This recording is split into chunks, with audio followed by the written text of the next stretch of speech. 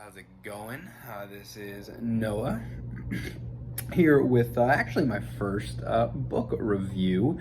I think I'm gonna think up and try to do a channel where I'm not just doing book reviews, but kind of just doing reviews on a lot of the different art that I consume. I am someone who loves to use the website rateyourmusic.com. If you're familiar with that, that's where anytime that I listen to a full album, I will rate it. They have a 5-star scale there. I also use that for movies that I watch. And then for books, which I'm going to be talking a lot more about this book, Lonesome Dove by Larry McMurtry. I really have been using this app. It's called Goodreads. I'd say most people who like to read a lot, they've probably at least heard it, stumbled upon it, but figured, I might try and just speak my thoughts into existence in the form of some videos here. I really enjoy reading the reviews that people write, whether it's for Rate Your Music or for Goodreads, but I just don't find myself having a lot of time or really a strong desire to write out a review. So here I am, just trying to talk about it. So this book, Lonesome Dove, gosh, the first thing that you probably notice about it is that it's a brick. It's a Bible. Clocks in at 945 pages. I think aside from a couple of the more lengthy Stephen King novels that I've read, it's probably the longest book that I've embarked on. And of course, that's kind of intimidating. A couple of the people that I've spoken with about it, just asking like my parents if they had heard of it, since I believe it was written in the 80s. And really all they knew about it was that there is a mini-series that was on cable, I presume, and it had, I believe it had like Robert Duvall, Tommy Lee Jones, a couple pretty, prominent, well-known actors. Danny Glover, I think, played the character Dietz as well, and so people were pretty familiar with that. But at the same time, the novel that the miniseries is based on, it won a Pulitzer. So it is a book that I came across. I found out about it because of Goodreads. Because Goodreads, I think it had a couple 100,000 reviews, and the rating, which is out of 5, was higher than just about anything I've ever seen. And hate to be one of those people who only wants to consume things that have already been critically acclaimed. I hate to be that, but it's come on, it's a great way to decide, like, okay, if there's a 900-page book, I really don't want to take on that commitment unless I'm pretty sure that there's gonna be a payoff. And gosh, there was a payoff. So to really kind of begin talking about the book, the character development, that's always something that is important to me. I had mentioned Stephen King. I think that's something that he's always great at. Really, he uses dialogue to give characters a lot of personality.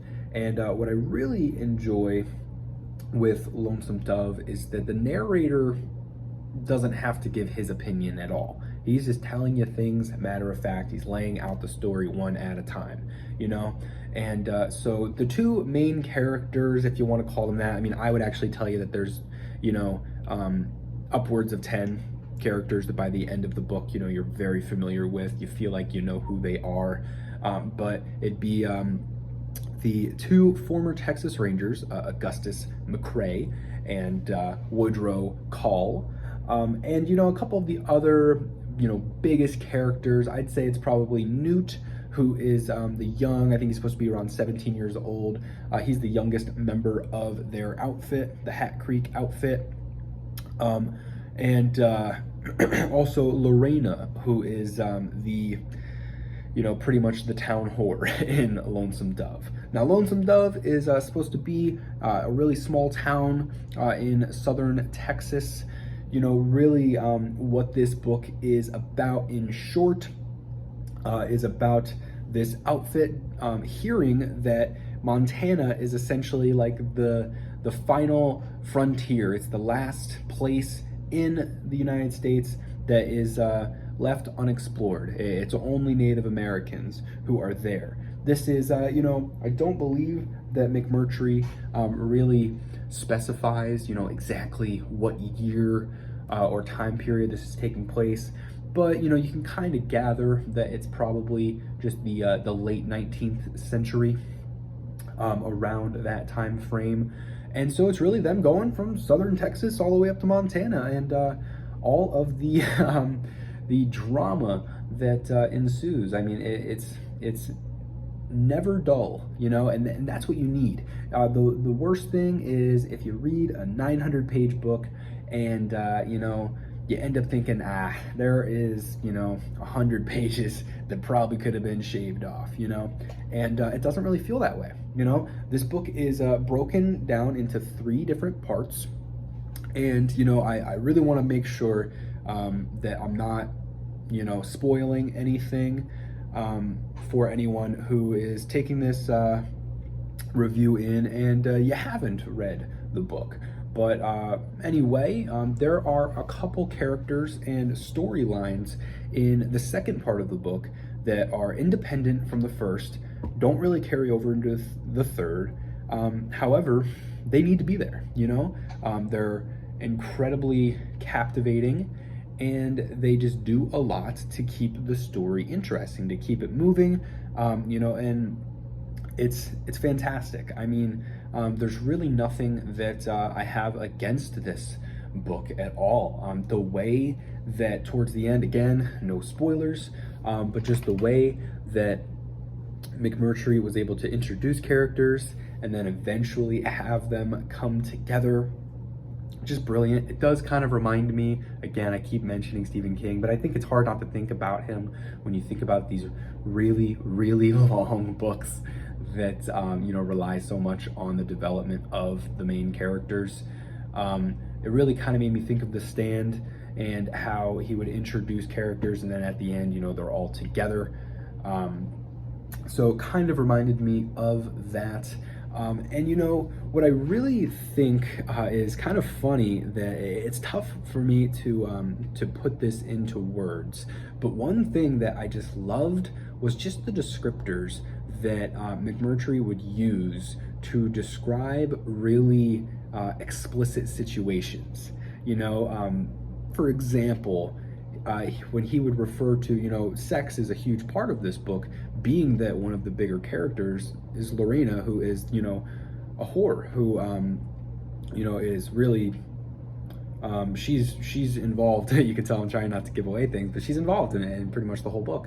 And he would refer to sex as getting or receiving a poke, you know, and I thought that that was really clever. And he would also refer to, you know, the male organ as a carrot, you know, just little things like that, that are so tongue-in-cheek and just clever, candid. Like, there's just something about it that just kind of makes me chuckle, but, you know, it keeps the formality intact. And you know, I'm not sure why he chose that stylistic choice, but it really is something that I ended up noticing throughout the book, and just kind of thought that it was cool. Again, the formality of it, really taking yourself seriously when you're talking about these kind of topics.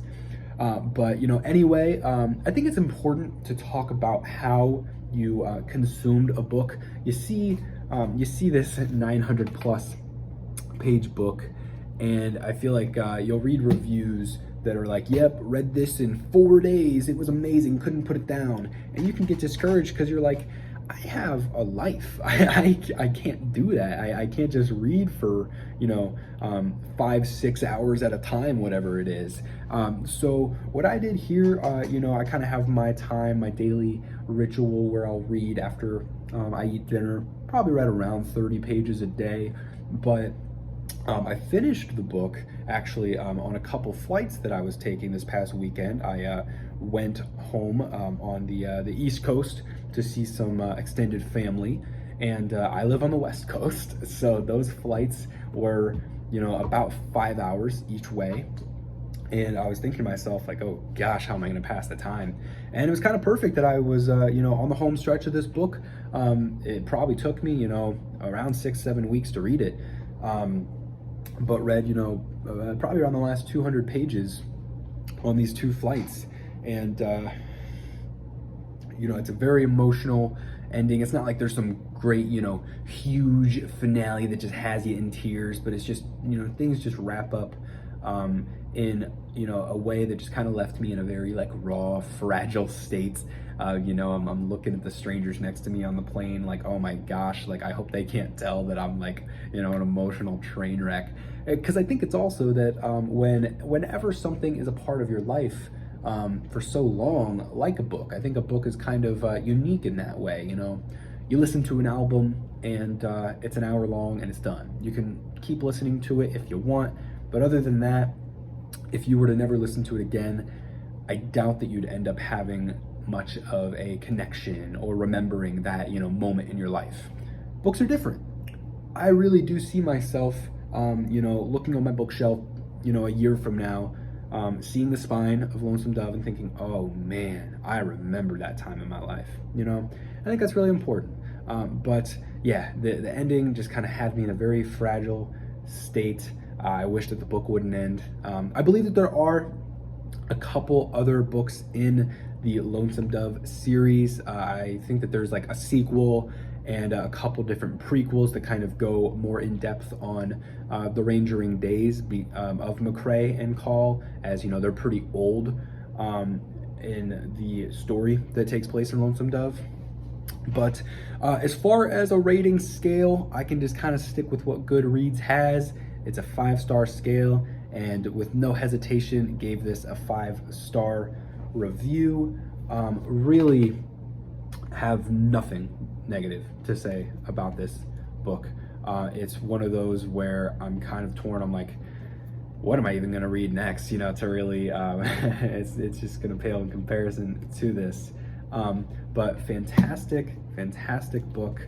It's one of those that if you're someone who, maybe it's a little daunting to take on a book that exceeds, a certain page count, let this be the exception to that. Give it a try, see what you think. I'd be pretty surprised if you regretted it. But anyway, thank you so much for listening, if you made it to the end, and I'll see you. I just got some records, listened to a lot of new albums, so I'll see what I end up wanting to do with this channel. But anyways, thank you, and goodbye.